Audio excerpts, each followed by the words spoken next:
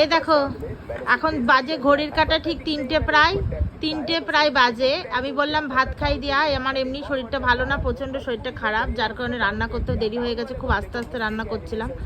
তো আমি বললাম যে ভাত খাই দি বা আয়, না ভাত খাবো না, এখন আমি চাউমিন খাবো।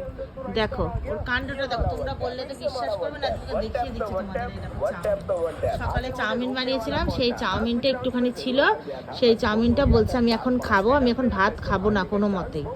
ভাতে অ্যালার্জি, রুটি চাউমিন তারপরে বাইরের ইয়েগুলো খাবার খেতেও প্রচণ্ড পছন্দ করে, ভাত দেবা ভাত খাবে না, যত ঝাল দিয়ে দাও না কেন, তরকা চিকেন তরকা তারপরে তোমার চাউমিন সব খেয়ে নেবে, কিন্তু ভাতের সাথে ঝাল মাখিয়ে দাও একটু ঝোল দিয়ে, ভাত আর সেই ভাত আর উঠবে না ওর।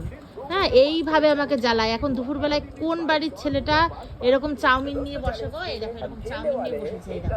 আর এই দেখো ল্যাপটপ আর ল্যাপটপ, সারাদিন পরীক্ষার যে কটা দিন ছুটি পেলে শুধু ল্যাপটপ।